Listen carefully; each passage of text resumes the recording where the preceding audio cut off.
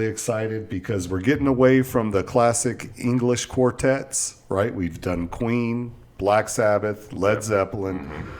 Here's another classic quartet, but the lead singer is a woman from Akron, Ohio, Chrissie Hynde, the Pretenders. And we're doing Learning to Crawl. And this album came out in 1984, kind of like the peak of new wave, right, in the 80s. Oh, yeah. But I wouldn't consider the Pretenders a straight new wave band. There's a mix of punk, a mix of pop, a little bit of new wave. You know, they like Chrissie Hynde kind of just, whatever she wants to listen to, she's going to kind of roll with it. Yeah, absolutely. On this album, her styles, what she fancies, were at her command. Right. And we're going to explore some of that. Now, it's important to note here that before this album was made, two of the original members of the band had died. One was the bassist, Peter Farndon, and the original guitarist was... James Honeyman-Scott. James Honeyman-Scott. And so Honeyman-Scott was on some of the classic tunes like Brass in Pocket, Tattooed Love Boy, some of my favorite songs from the first two albums, okay? Yeah. But by the time this album is recorded, he's gone, unfortunately drugs, 25 right? years old. Drugs. Yep. So anyway, so Chrissie Hynde and the drummer Martin Chambers, they regrouped. They got a couple of other musicians, or actually several musicians for this album, and they recorded and continued on as the Pretenders. Yeah, and still going strong today. Yeah, and I've seen them in concert. I saw them in 2007. The Stray Cats opened up. Yes, they did. Then it was the Pretenders. And the Pretenders opened up for ZZ Top. And so it was my first time seeing ZZ Top. Fun show. The Stray Cats stole the show, though, man, just because Stray Cats are musicians. Don't get me started on Brian Setzer, man. Yeah. Don't get me started on Brian Setzer. Yeah, he's amazing. Amazing to watch, too. Slim Jim fan, just the whole thing. Yeah, Lee Rocker, Anyway, yeah. So, but the Pretenders won me over that day. I was not a Pretenders fan growing up. I knew the hits. I respected the hits. Loved one hit we're going to talk about today, but I was not an obsessed Pretenders fan. Isn't that awesome when you see a band, when you see them live and they convince you, they win you over? Yes. I love it when I go to a show and I love it when I'm biased against the band. When I'm like... Yeah, when you have your arms folded. Yep.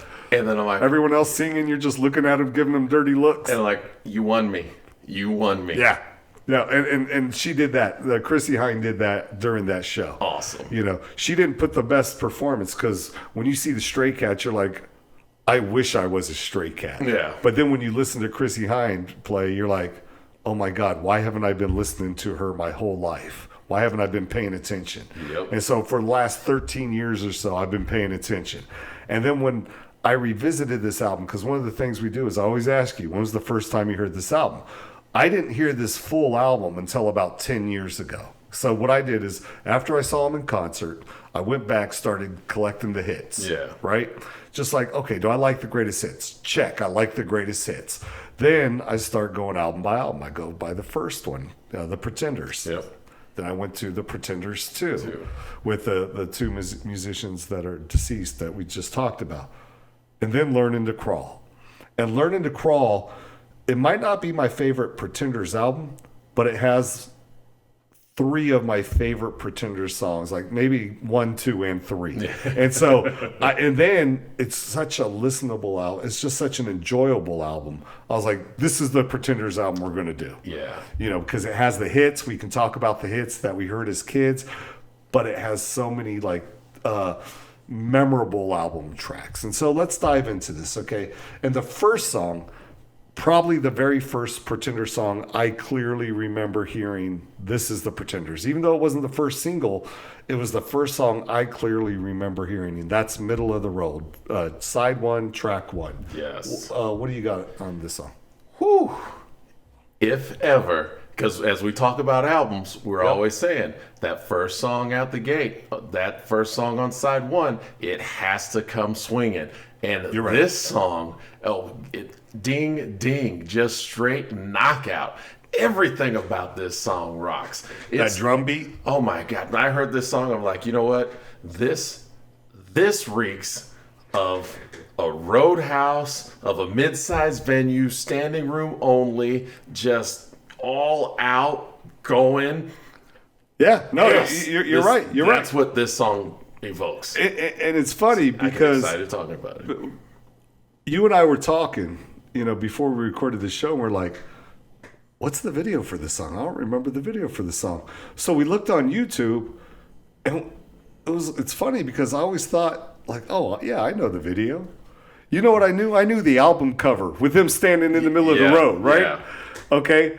And I was like, oh my God, I thought the album cover was a The video. all these Like, years. I couldn't figure it out. And the only video I could find on YouTube was like some British guy introducing them, lip syncing, right? Like at some New Year's Eve looking party. Yeah, a la Top of Pops, American Something like that. Yeah, Bandstand. exactly. And I was like, is this the official video? Right? I was looking at you and I was thinking, this can't be the official video.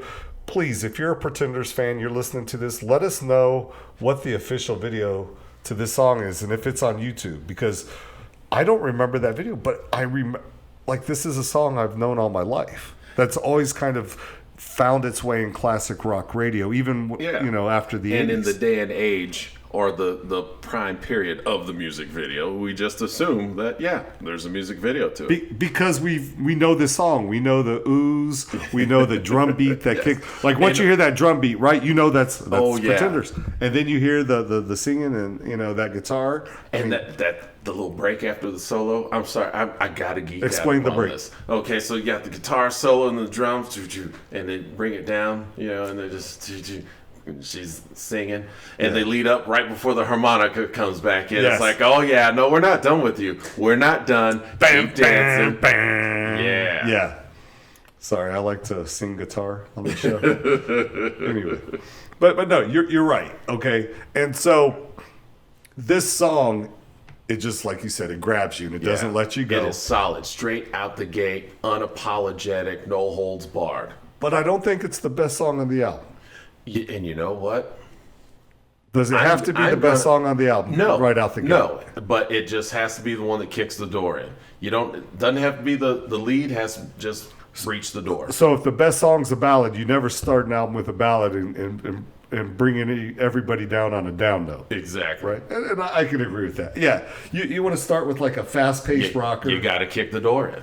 Right, and let people know you're there. Yep. Yeah, I'm with you. I like that. And so for this song, to wrap it up, I think it was a nice way for Chrissie Hynde and Martin Chambers, when they released this album, to kind of say, hey, we're still going. Here we are. We lost some friends along the way, but we're still going to roll. Yep. And so the funny thing about this song lyrically is like I think about the middle of the road, right? A few years ago, man, I had a car and I was driving in a rainstorm, and I said, oh, I should go to the middle of the road because the middle of the road usually peaks, right? So, you'll have drainage systems on the sides, and so the water will flood down and the middle of the road will be the high ground. Well, I was in Midland, Texas, and I was driving. I was like, oh, man, I need to get to the middle of the road to get that high ground. Little did I know, Midland, Texas doesn't have a good drainage system, and the roads concave. They concave in the middle. So instead of driving my car out of the water, I drove my car in the water, and my car died. Anyway, so I just wanted to get that out there, because when I think middle of the road, I think I cannot believe that I drove into the middle of the road and flooded my car. Anyway, we're getting off topic. Let's go to song 2, side 1. This, honestly, Ken, might be my favorite song of the 80s. It's definitely in the revolving top 5, where there's about 5 songs. So if you ever hear me say this is my favorite song of the 80s, well, at that moment it is, okay? But there's about 5 songs that always find my way into my top 5. And this is one of them, Back on the Chain Gang. And when I was listening to this album, for the show, I wrote down in my notes, I said, this might be the best song in history. I'm not going to go that far. But it gives you that feeling, man, in your heart. Yes. So this is the first Pretenders song that I recall hearing as before a kid. Brass and Pocket. Yes. Okay. Or, maybe this is the first one that grabbed my attention because I like Brass in Pocket But you for a don't love it. whole different reason. Yeah. I love her attitude and sass in that Yeah, song. yeah. This one, this is just a happy song. Who do you know that doesn't like this song? Happy song. Yeah, I know the words. There's nothing, but you hear it. It's that guitar riff. Yeah, that melodic hook. Yeah. It grabs you.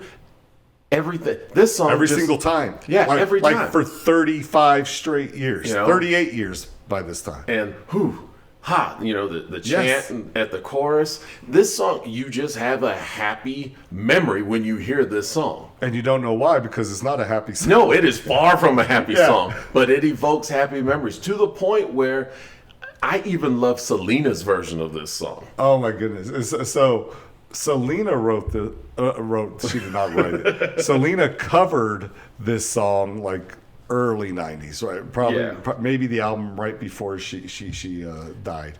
And her song has nothing to do with the lyrics from The Pretender. She rewrote the lyrics. It's like photographs and memories or something. Could be, 'cause it's in I'm Spanish. telling you, because I looked it up. 'Cause I was like, ooh, Selena's talking about, all of this stuff that Chrissy sings. Like, oh no, it's much more contemporary, much safer. Yeah, but I much loved nicer. it, because this song, again, it just evokes a happy feel of good vibe. And for us, since the decades are behind us, Right. just happy memories. It's like this song can do no wrong to us, but this is a perfect pop song. You have Yes. your verse, you have your chorus, then you have that little bridge, little change, Yeah. and right back it. And she sneaks in the line, got in the house like a pigeon from hell. And that's why I looked up the Selena lyrics, because I was like, I want to sing. I want to hear Selena's Selena sing saying "Pigeon that. from Hell," and I was like, oh, it's not in there. Yeah. So, Oh, anyway, yeah. And so we're going to have to touch on, we will, talk to me. about Chrissy's poetic prowess. Yes, no, she's one of the greatest rock poets of all time. Throughout her entire career. Yeah. Yeah, throughout this entire album. Every song. Every song, and she'll throw in little lines, like I said, like a pigeon from hell. Who thinks of that? What pigeon from hell, right? Yeah. You're just like, ooh, I Yep. want to know about that. No, you're right, and we'll talk about specific lyrics, because there are lyrics that even if the song doesn't touch me, the lyric kind of gets me in my heart later yeah. on in the album. Oh, but and in this song, she makes reference to she's going to make them suffer because they kept her and her man apart. Right. They're like, oh, that's beautiful. yeah, no, it's a very, that's what I'm saying. It's a very vengeful song. It's not happy. Far from. It just, the juxtaposition, it just brings a happiness about you. And the thing with this song too is that, so if you look at the musicians that she had come in, so there was a British band called Rockpile, okay, and the guitarist was a guy named Billy Brimmer, and Rockpile had a famous, they call it in England pub rock. Dave Edmunds, Nick Lowe. Yeah. Nick Lowe, Cruel to Be Kind, I Love the Sound of Breaking Glass. Well, he's the guitarist, okay, and he's the one doing that classic line that we know, right? Where we hear it, it kind of pulls at our heartstrings. Yep. And the bassist is a guy named Tony Butler, who was actually with a band called Big Country, which, do you remember Big Country? Big Country, yes. Yeah, in a Big Country, yeah. So that was their big hit, and I remember manly watching smell. that video, Yep. running through the green Yep. grass. Yeah. Thanks, playing my head now. It has the bagpipes in Yep. it. Yep. Okay. Anyway, so these guys come in. They help, the remaining Pretenders fill it out. And then I think she used studio musicians for the rest of the album. I don't know. Whatever Bottom line, Wikipedia says. Go to yeah. Wikipedia, tell me who played on the album. They knocked it out. But I know that Brimmer and Butler were not permanent replacements. Because they recorded Back on the Chain Gang separately from the rest of the album. yeah, right. And so this was a huge hit, man. Pop single, number 5. Oh, yeah. So top 5 hit. When I think of this song, I think, wow, they just put on this album 2 top 20 singles back to back. Middle of the Road hit number 19, top 20 single, and then hit it with Back on the Chain Gang. Now, they could have easily flipped the two, But then you're kind of calling your shot right out the gate with Back on the Chain Gang, right? By hitting middle of the road, you're saying, hey, because Back on the Chain Gang released as a single a year before the album. Now they're saying, hey, no, we're going to hit you with this new sound that punches you in the throat. And then we're going to go a little softer with the song that you love that you already made a hit. And then that's like a great 1-2 punch. Yeah. Listening to this album and thinking in hindsight and listening to it and saying to myself, if I had never heard of the Pretenders and someone took this album and said, here, and put it on the turntable, dropped the needle, these first 2 songs, they're hits. Had I never heard them, you're going to hear them. Be like, yep, no, these 2 are hit songs. At the very least, you're either going to be humming that guitar part Back in the Chain Gang or singing those oohs in middle of the road. Yep. Right? Yeah, exactly. Yeah. And so let's move on. I think we did those songs justice. Let's go into some of the deeper album cuts. Number 3 on the album, side 1, Time the Avenger. Now, when I listen to this song, I got that new wave vibe. My Sharona, Oingo Boingo, or as I call it, guys with skinny ties. Right? Yes. I mean, did you get that vibe? Spot on. So I hear this song and I'm like, okay, definitely the alternative rock, as they were calling it then, new wave alternative. College rock. What I liked most about the Pretenders and their college rock, new wave, 80s sound, it still remains organic. It still sounds like a rock and roll band because we were there. We remember the 80s.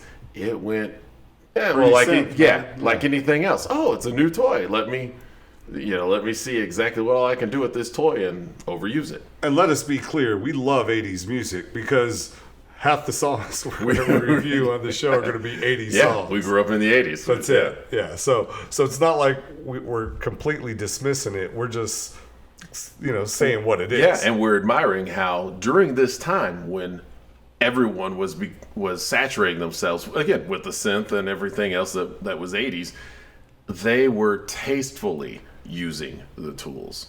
Now, we talked about like her as a lyricist, right? And these might not be the best lyrics in the entire album, but I like the idea of Time the Avenger so much. I wish the music lived up to the lyrics in these songs.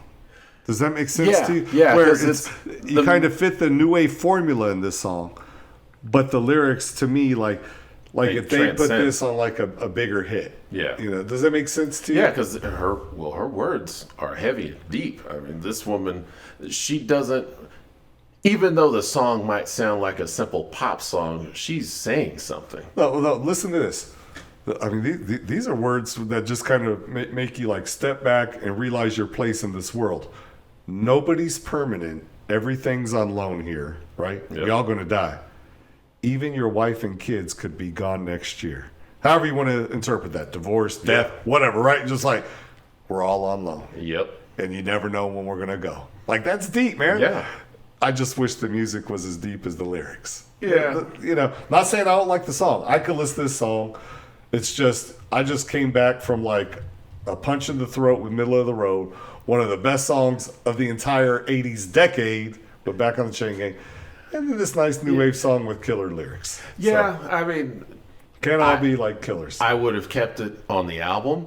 I would have tried to figure out what else would I place as number 3 for my transition. Yeah. Well, let's. Is there anything else you want to say about the song 4? Okay, so let's go to song 4, track 1. Side 1, man. I don't even know. Hey, man, you know what? We are dinosaurs in a new world. Not only are we dinosaurs, I'm not a math major. Nobody said I could count. All right? This is the 4th song on the damn album. All right? Let's leave it at that. Now, this one's cool, man. It's called Watching the Clothes. Watching the clothes go round. Watching the clothes go round. Yes. It's a song about washing clothes at the laundromat. That's my kind of people, man. Those are my people. Straight up, common. As though I'm bourgeoisie saying common. But no, back when we were in our 20s, you're single, you're going to the laundromat, you have that one day of the week that you do it. That's right. Hers just happens to be Saturday night. And you're taking that time to decompress, chill, or plan what you're going to do when you finish doing your laundry. And you know what, man? Like I was trying to because you sang the chorus a little bit, watching the clothes go, Yeah. That I was trying to think like, is that what I would be singing at the laundromat? I was like, probably not, But it was driving me crazy. When I listened to this song today, I was like, oh, like what am I going to say about this song? Like what do I have to say about this particular album track? And like I was listening to that chorus, watching the clothes go around, and I was like, where have I heard that before? And dude, probably 5 minutes before he walked into the door to record, this little light bulb went off in my head. And there was an English punk band, the Buzzcocks. Okay. And they have a song called Everybody's Happy Nowadays. And then after the chorus, it's my favorite Buzzcocks song, by the way. I was like, why do I like this song? But I feel like I'm cheating by liking this song. And it's because in that song it goes, life's the illusion, love is the dream, right? And it just goes, it's the same hook, it's the same thing, the same a cappella vibe, like, you know what I mean? It's that same, just like that same tempo. It's like life's the illusion, love's the dream, watching the clothes go round, like they could be singing over each other and it would blend seamlessly. Funny. When I hear watching that chorus, watching the clothes go round, that's what I hear. I visualize the clothes going around to that. So she grabbed you with that little just like the machine. Okay. So that's what I hear. I did read a little blurb on Wikipedia that a friend of hers had died, which sort of inspired her to write this song. Now, wow. Yeah, I know. After man, a lot of death on this album, man. Yeah. Unfortunately, they, it's the only thing constant in life, really. Yeah. And so I didn't want to pull that thread, simply because she's so creative, and we know she's a poet. So her writing, it's going to come out. And it comes out in such creative ways. She never blatantly just says, hey, so-and-so died. No, she uses it to inspire her to come up with terms, phrases that we otherwise wouldn't have. So yeah, no, and I get it. And now the guitarist for this particular song is a guy named Robbie McIntosh, okay? And he became the guitar player for the Pretenders in the 80s, kind of when they were at their second peak, right? 82 to 87.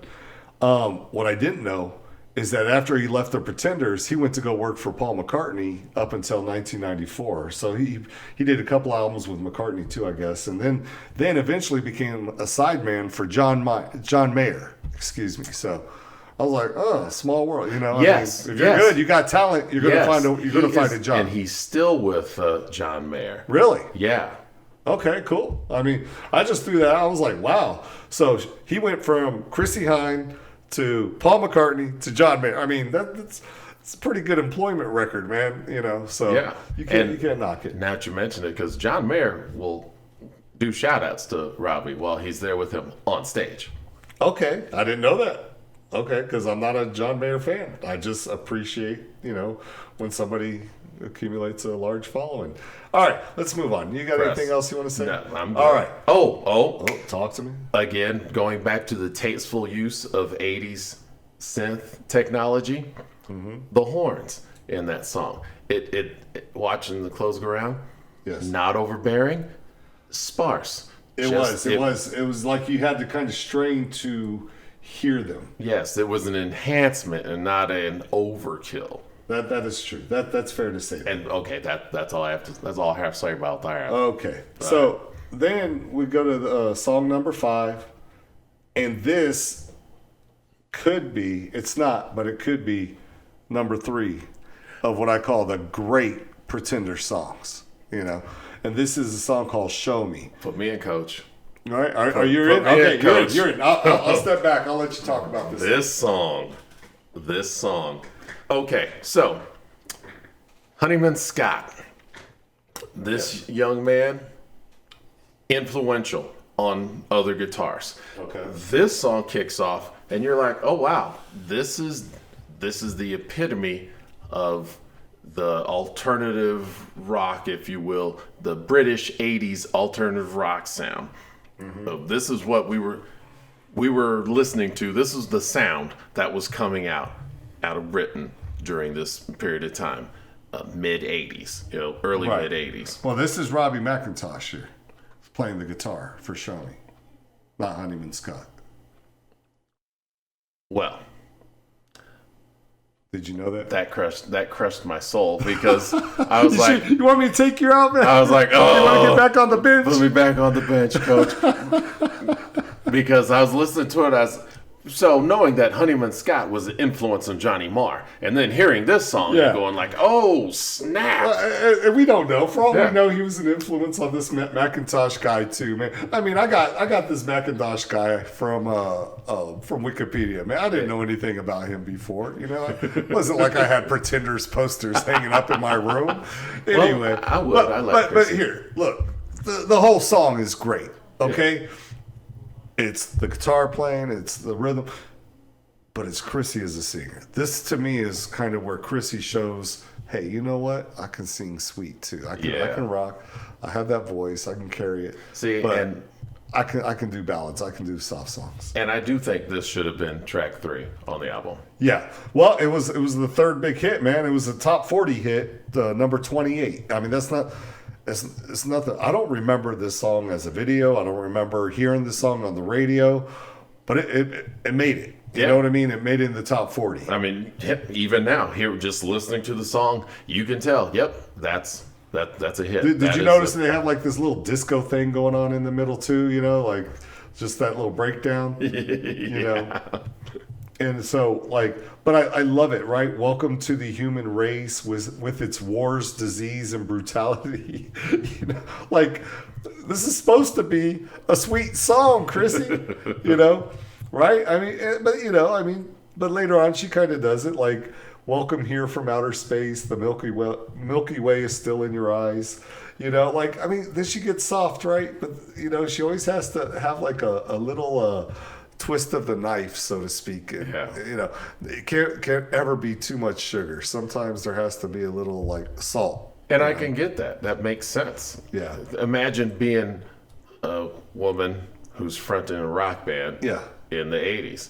Now, where do you put her in like rock female vocalist, Chrissy Hynde? Because this is kind of like the song to kind of discuss her as a singer. And I'm not talking about like, we're not going to compare her to like some of the greats like Aretha or Whitney Houston. You know what I mean? Like, yeah, because they're more of like a pop vibe. Like, she's a rock and roll singer, man. I mean, straight up. Like where would you put her?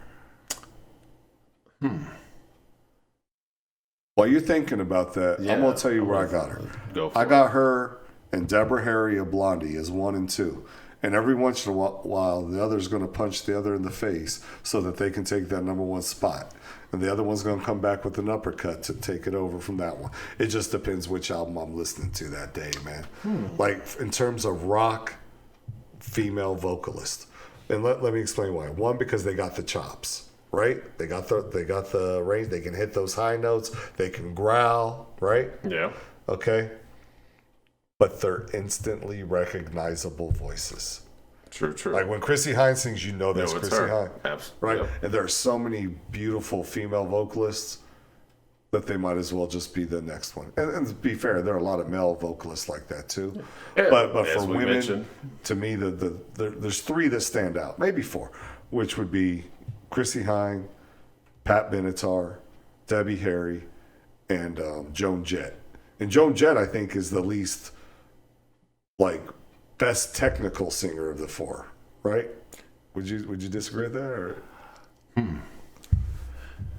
Well, since you've opened up this can of worms. Well, you've named my childhood crushes, so yeah, all 4 of them. Yeah, all 4. I'm not trying to ruin your childhood. You're not ruining it. I'm trying to get my head in the game as I'm thinking about Joan. Get your head off those posters. Come on. Yes, the 80s posters. So rank them. Rank those 4. Come on, just off the top of your head. Joan Jett's number 1 for me. Okay. Because she's number 1. As a singer. Or rock singer. Yeah. Okay, she does have a growl, man. Keep going. Yeah. We're going to do a Joan Jett album later. Number 2, I would put Chrissy Hynde at number 2. Okay. I'm feeling it. Pat Benatar, and then Deborah Harry. Really? Yeah. Now, as far as range goes, of those 4, Pat Benatar actually has a greater range, being a trained opera singer. That might be fair, but she has my least favorite albums. She has great hits. I love Pat Benatar's greatest hits. Yeah. It's hard for me to sit through her albums, man, but I can sit through Joan Jett. Obviously, I can sit through most Pretenders albums, and I love like Blondie's like first 4 albums, like back to back to back to back. So. And Chrissy's songwriting, you know, her as a singer-songwriter, Oh, she's and lyricist. I would, if she showed up with an acoustic guitar, sat on a stage, I would be there. I was there. see. Yeah. You're Okay. my hero. Yeah, but a great song, right? You Yeah. agree? Great performance by Chrissy Hine. It was wonderful. So let's flip the album over.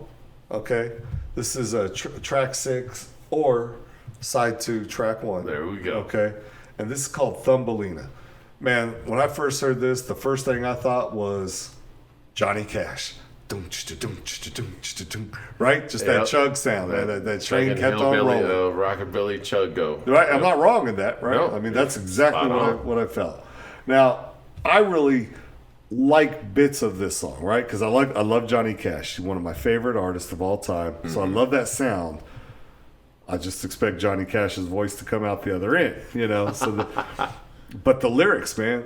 Tucson, Amarillo, Oklahoma. This is about, you know, hey, we're packing our bags. Wherever we're from, life fell apart. I guess since she was Ohio, let's say Ohio.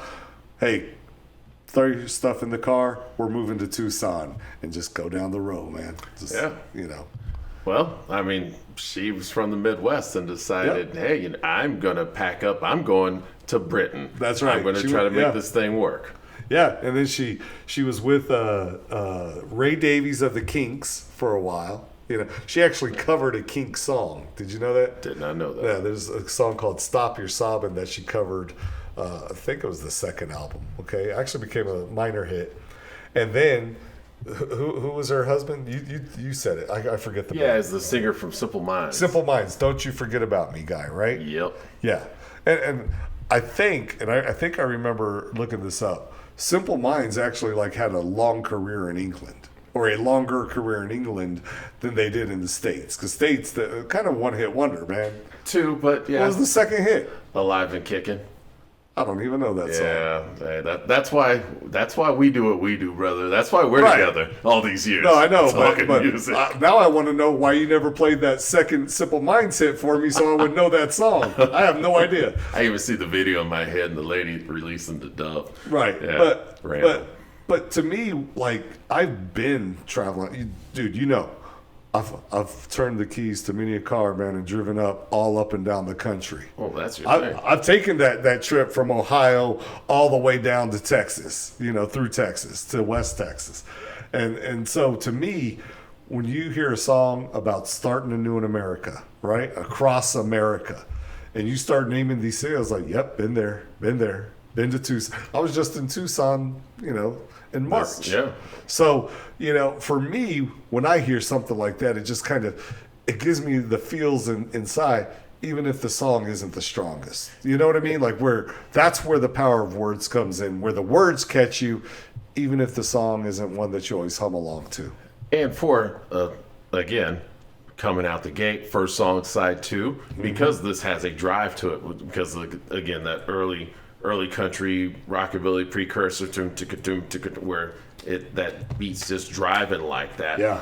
And that style of music had or still has an appeal over there in England, especially during this period of time, the 80s, you know, because Stray Cats, as we were discussing earlier, about you seeing them, I'll bet a paycheck that they met the Stray Cats and hung out with them a few times back in the wouldn't doubt day, it. because the Stray Cats, they did the same thing. They left the United States, moved over to England to make it happen, Yeah. and boom, they were big because, again, that's the thing. And the Wanderlust, where it benefits Chrissy with the words. And speaking of the Wanderlust and the travel, Yep.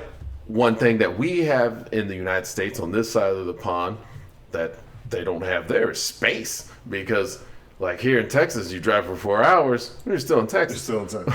Over there. And you're talking about Texas because, you know, Yeah. you drive from Rhode Island to anywhere.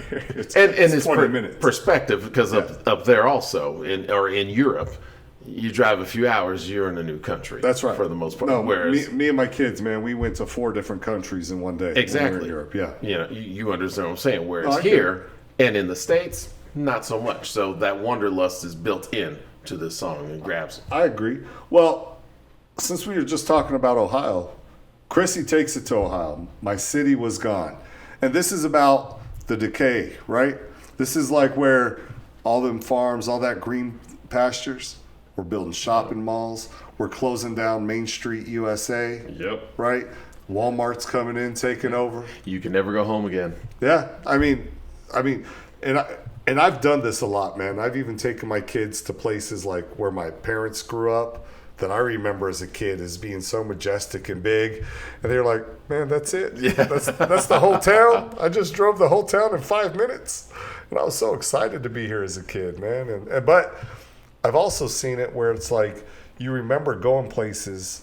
And then when you go back and revisit a city and like, oh man, that place shut down, or that restaurant shut down, or that amusement park shut down, Yeah. and you get a little sad, man, a little reminiscent, And that this nostalgia. This is another example of her songwriting prowess. Yeah, And that she gets home, oh snap, my town is gone. My town is gone. yeah, And and that, she beautifully articulates it. no, and she's really good at that, man, and this song, if you look at it musically, it's that bass line at the beginning. Bingo. Yeah. Which I love. I love it because that shows, okay, we do have an R&B influence about us. Yeah. And so you're listening, oh, okay, R&B influence, and then it takes you to track 3. Well, But we'll get there. I'm gonna touch on it. well, we love it, but then it was also like used in Rush Limbaugh's radio show because of it. Yeah. Now, I'm not a Rush Limbaugh fan, but that doesn't matter. But I like the story is that her parents loved listening to him. And so initially the record label pulled Limbaugh from using it, but they worked out a deal. This is funny, where he could use it, but all proceeds that Chrissy Hynde would make from the agreement with Limbaugh, she would donate to PETA. So, she kind of twisted the knife. Like, hey, you keep using a song, I'm gonna send all the money to something you despise. Oh, her MO. Love it. It's all fun. But anyway, let's move on to the next track. Thin line between love and hate. Now, So, like I was saying, the previous song, all right, the bass line. Oh, we have an R&B influence introduced here. And then R&B, straight up. Yeah. So this song, Thin Line Between Love and Hate, was originally a top 20 hit by a band called The Persuaders back in 1971.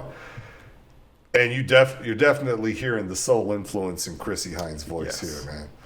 Now, go. What I love, you hear the influence in her voice. I love the fact that she remains Chrissy Hynde. She's unapologetically Chrissy Hynde. Well, it's as just she's seen. she can't be anyone else because And it's I such a love it. unique voice. And I love it. And so she doesn't try to be a contestant on The Voice or one of the other singing shows with this song. She's like, no, I love this song. This is the Pretenders doing this song. Right. Sure, was it an obscure cover for them, let's say, where they were in England? Maybe. I could see her going, hey, this is a song I used to listen to back in the day back home, guys. What do y'all think about it? Yeah, maybe. I don't know how obscure. Just depends on what the radio stations were playing. Yeah. It's because by the time you and I would have been listening to like oldie stations, they would have played the original Persuaders version. That's when I first started. Those old classic R&B stations that played nothing but hits from the 60s and 70s, right? Now those are the super oldie stations. And now they just play songs that we grew up listening to. That's right, from the classics. From the 80s and 90s and call them oldies, yeah. Anyway, so I see that, but we've listened to both versions. Which one do you prefer, the original Persuaders or the Pretenders version? Because that like they hit that different octave with Chrissy. Yeah, put in her range. Come on, man. Don't sit on the fence. No, I've always liked her version better. Okay. I'm with. I feel that. Now, I have a slightly different take because usually I'll just pick one over the other. I like her voice better but I like the music from the original. Does that make sense? Makes sense. Less polished, a little bit more soulful, has that kind of 70s, that brown guitar, like I don't know what to call it. That was a horrible sound coming out of the microphone. I apologize. But anyway, but the point is, I like the sound of the original, but I love her voice more than the Persuader singer. And so I'll give you that. Yeah. So anyway, we'll move on. Oh, before we move on, backing vocals on this song from Paul Carrick. Paul Carrick. Okay. Yeah. Paul Carrick was the lead singer of a band called Ace in the 1970s. How long has this been going on? Yeah. And then he was lead singer for Mike and the Mechanics. Yeah. All I need is a miracle. All I need. Yeah. And See, then the song. King got excited. Like he was dancing to that song. Yeah. What were you going to say? Oh, and then that big hit from Squeeze. That was him singing that. He was in Squeeze? He's one singing that song. Tempted? Yeah. Paul Carrick? Paul Carrick. Really? I'm going to look that up, man. You better not be wrong. Because we always tell people, like, hey, leave some comments, so comment on our mistakes. If I'm wrong, going to be commenting. I'm going to be like, hey, this is Will. Ken, you're an idiot. Yeah. But if it is, I'm going to be like, yeah, Ken was right. Shut up. Yes, I called Tony Iommi Tommy like half the show. Anyway. Hey, that's how we learn. Yeah. All right. We're going to spend about 32 seconds on the next song. This is song number 9, side 2, track 4. Penultimate. I Hurt You. Yeah. To me, this is the most dated sounding song on the album. It has that 80s sound. It sounds like it's from the 80s. Yep. And the only thing for me that stands out about this song is there's a line, man. If you'd been in the SS in 43, you'd have been kicked out for cruelty. SS being the stormtroopers of Hitler's Nazi army. Man, that's a strong line, man. Yeah. And I kind of wish it was with a better song. That's just me. To me, this is the one forgettable song on the album. If you have anything to add, I'm going to let you talk about because I have zero to add about this song. I like the guitar solo at the end going out. Okay. The outro solo. There's something positive And about it, yeah. it also has an 80s sound to it, which is fine. Okay. But yeah, you're right. 32 seconds we spent on it. We probably spent like 42, but it's okay. Let's move on. Probably my favorite Christmas song of all time. And by all time, I mean in the last 2 years, I decided it was my favorite Christmas song. That works. 2,000 Miles. Now, when I saw the video for the song, I was like, they're acting cheesy. It looks like it was built, by a high school. I've seen high school productions that put out, better productions than the music video for this. I was joking that the snow they used in the video probably was made of asbestos, But, oh my God, what a beautiful Christmas song. And just what a beautiful song, period. I'm shocked they didn't release this as a single to capitalize with the Christmas season. Or if they did, why it wasn't a huge hit. I just don't know. What's your thought? So apparently, or word on the street, she wrote this song for Honeyman-Scott after he died. Okay. And now it's my saddest Christmas song ever. Yeah, and after reading that and listening to it and listening to the words, I didn't want to sit down and read the lyrics, so I wanted to listen. I got you. Yeah. And yeah, he's gone 2,000 miles. Yeah, it's very far. Yeah. Yeah. I miss you. Yes. So it's singing. Man, I'm sad. It's a whole new take once you listen and realize that she wrote it for him. Oh yeah. I didn't even look into I was just like, man, what a pretty Christmas song. This is my new Christmas anthem. But now I don't know if I can make it my Christmas anthem because I want Christmas to be happy. But this makes sense as far as Chrissy's theme. Yeah. There's my sugar, but I'm going to put that salt in there. All right, twist that knife. Yeah, twist the knife. Yeah. And here she is twisting it again. Now, great You're thing. Right. Hey, it's a Christmas song. If you can write a Christmas song and get it played, boom, you are guaranteed a yearly paycheck. So, yeah. Are you a fan of Christmas songs? No, not if I have to play them. Or let me rephrase it. Bah humbug. The Christmas songs that I play are, I won't say obscure ones, But yeah, I grew up playing carols all the time, so I'm sick I of was gonna them. say if it's an obscure Christmas song, that's because it's not good. I'm sorry. Find me a good obscure Christmas. Seriously, because I love Christmas songs, man. When I was a teacher, I would start playing Christmas songs before Thanksgiving break. Oh, I would. Kids had to you so listen to bad. Christmas music for, like at least 6 to 8 weeks. See. Once Halloween's over, it's Christmas time. At least Christmas music time. Well, This has come from someone who does not set up a Christmas tree, by the way. I would say when I listened to this song, it made me ask myself, I wonder if Chrissy Hine has released a book of poetry. If this woman has ever released a book of poetry, I would love to read it. Yeah, no, I mean, dude, look at the lyrics for her song. Yeah. You know what I want to do for you one day? I'm just going to get all of the lyrics of all the Pretender songs that I can confirm that she wrote, and I'm going to put them in a bound book, and I'm going to give that to you one day.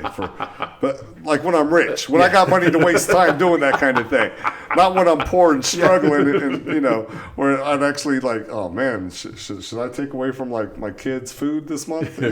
Where they're eating like ramen noodles or something? No, we're not going to do that. Sorry, Ken. But one day when I'm rich, I'm gonna make you that Chrissy Hine lyric book. All right. Tears of Joy. Yeah, no, that's awesome. But she's amazing, and it just kind of like when you lose somebody, and I think you agree with this. When you lose someone, that's when you find the real meaning of Christmas, right? Yeah. When Once those everything people boils that you used down to celebrate with what are no matters. longer there. And it just kind of touches you in that way. But for me, by far, one of the greatest Christmas songs ever written. One of the most beautifully sung Christmas songs. Just a top-notch song. And I think Start the album super strong. Yes. Middle of the road, back on the chain gang. We've had some epic closers, but this one is like, you know what? Nice. We're gonna make you reflect on life with one of the best songs that the Pretenders ever released. This closer, it's a fitting closer. This closer is someone going in, turning off the lights in the house, and it's all right, the party's over and everyone's left. They didn't push everyone out. They didn't kick everyone out. The party, it ended, and it just nicely died down. Yeah. And they just turned the lights out behind them as in. All right. Clean up the eggnog. Let's go. Yeah. Thank you. You're right. Thank you. Good night. And on that note, we're going to say goodnight, but not before we ask y'all, please leave a like and subscribe below. And if you have any comments, we'd love to hear from you. We try to make it a point to respond to all the comments. Even if it's negative, we want to know what's your favorite song on the album, what's your least favorite song. For me, my favorite song, that's not Back on the Chain Gang, because that's one of my favorite songs of the 80s. Yeah. But my favorite song that's not Back on the Chain Gang is 2,000 Miles. Okay, that's to me probably my second favorite Pretender song of all time. What's your favorite? Off of this album, Yep. because I'm going to automatically dismiss Middle of the Road and Back on the Chain Gang. Okay, because they're just Yes. just ingrained in our hearts. Yes. Man. Yeah. So, discounting those two, I'm going to say Watching the Clothes. Really? Yeah. That's such a weird song as your favorite, man. It's that chorus, right? Because that's because you were just spinning your head, singing along to. Anyway, whatever. All right. What's your least favorite? I think we're in agreement here. Is it I Hurt You? Yeah, that's my least favorite on the Yeah, album. and I mean, it's almost like if they would have made this album 9 songs, I wouldn't have been mad at them. Oh, yeah. But it's okay. It's okay. Oh, I agree. Please let us know what your least favorite songs are, what your favorite songs are. Let us know where we went wrong. Trust me, man. We're doing this for fun. We enjoy talking to people. We enjoy talking about music. We're not experts, man. Like, I'm a history teacher, but I'm not very good at history. I'm just being honest with you. We are lovers of music. We do love music. Straight up. And we want people talking about these albums that we love. Still relevant today, this album? Yes. Like, maybe not even the sound's relevant, but just the power of the songs are relevant. Oh. Because the sound, some of it's a little dated. It's, again, dated. But Back on the Chain Gang, universal. Middle of the road, universal. And right? again, she could sit down, or the band. If they play these songs acoustic, yeah, timeless. No, I think you're right. 2,000 Miles. Like I said, if you heard that on the radio, you're not turning it because it's Chrissie Hynde singing a Christmas song. Yeah. The topics, everything she says, it's still universal, regardless of the sound. Okay. Well, I want to thank everybody for listening. We're going to be back next week. Give us a hint for next week's album. Once I Was in Love, and it was a gas. Okay. Bye-bye.